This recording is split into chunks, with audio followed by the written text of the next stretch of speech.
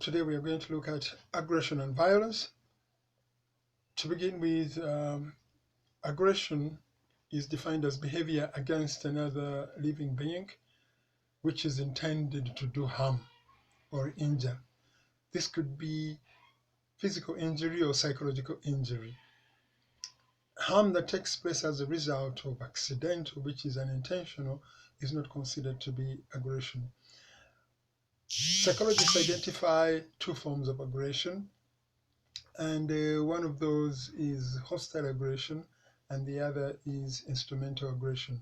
Hostile aggression is generally provoked by pain and emotion, so it is something that is emotional.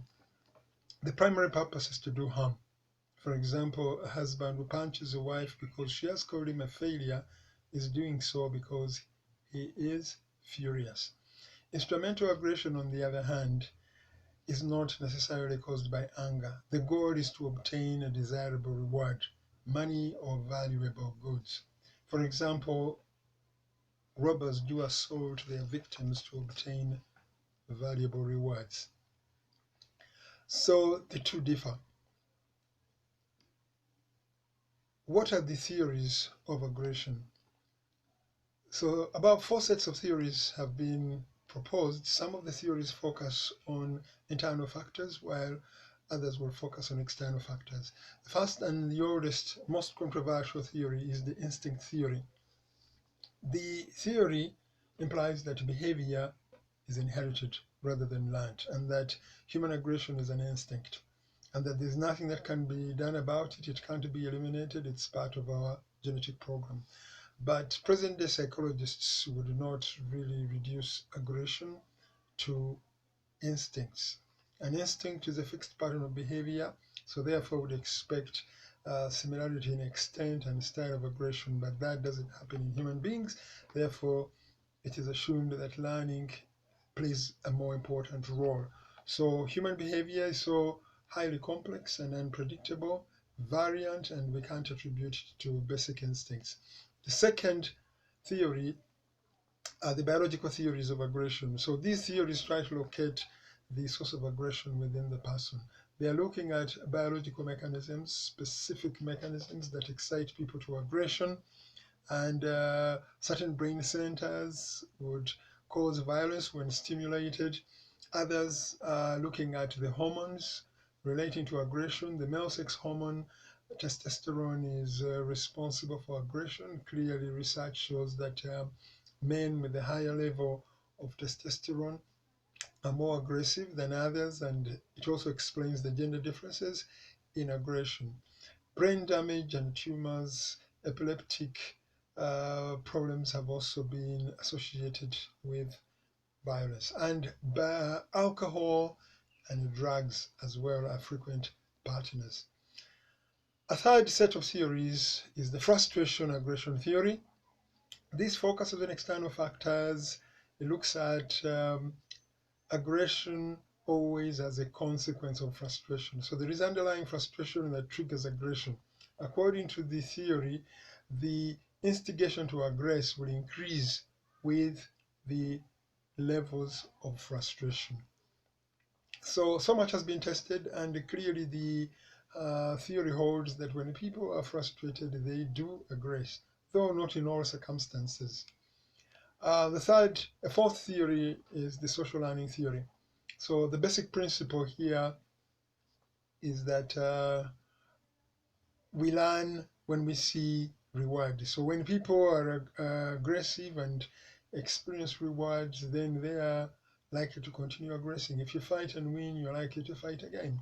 But also, the models that we meet do shape our behavior significantly. So society is full of aggressive models, including violent television shows that are likely to increase aggression in society.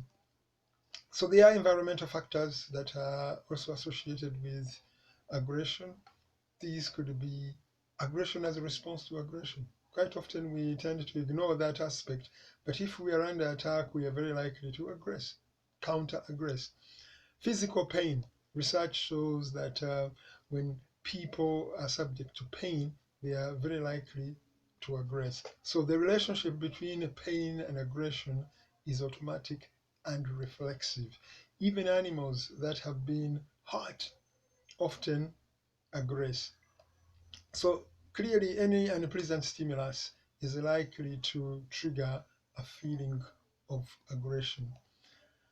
A third factor is heat. Heat is an unpleasant stimulus and has pervasive effects on levels of aggression. So because it makes us uncomfortable, people are likely to aggress. So there is a relationship between increased temperature and the violence in society. Hotter parts of the year are often associated with violent crime. Arousal, number 4. Arousal energizes aggressive behavior, particularly in people who have learned to be aggressive. This may be unexplained arousal that comes over from another experience can spill over and instead amplify the signals and create tremendous aggression. For example, physical exercise. One who has been jogging may be very aggressive when provoked because they are already aroused. Even sexual arousal can actually trigger aggression. Having seen this, how then do we reduce aggression in society?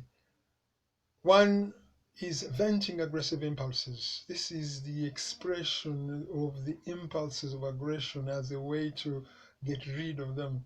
It makes sense when people say they need to let off their steam. Well, there's not so much support for the venting theory because in some situations venting increases a likelihood of a violent experience in a couples. The couples come to vent but ultimately engage in a physical fight. A second is punishing aggression. Punishment refers to delivering an aversive stimulus after a desirable behavior to try and extinguish it. So punishment has often been used in society to try and curb unacceptable behavior, including violence. Unfortunately, it works only for instrumental aggression and does not work for hostile aggression. In hostile aggression, the person is already angry and the punishment just makes matters worse. So it is important to identify what kind of aggression you're dealing with before you use punishment. A third is creating responses within a person that are incompatible with aggression. So these are means of distracting the person from rage. And this could be using a sense of humor, or it could be triggering a sense of empathy and concern and care, and also to try and see that the person does not actually aggress. Even sexual arousal, mild sexual arousal is seen to be one of those distractions from aggressive responses. But this works only for hostile aggression. And number 4 is using cognitive strategies. And this involves talking over impulsive aggression. We live in a world that exposes us to tremendous models, very many models of aggression. Children need to learn non-violent solutions to conflict. So discuss violent television programs with them so that they don't have to act out what they see. So using cognitive approaches. And lastly, providing counseling and social services. People who aggress often have a problem in social skills and anger management. So teaching them about ways of society and how to manage their anger, how to negotiate through conflicts can be very helpful.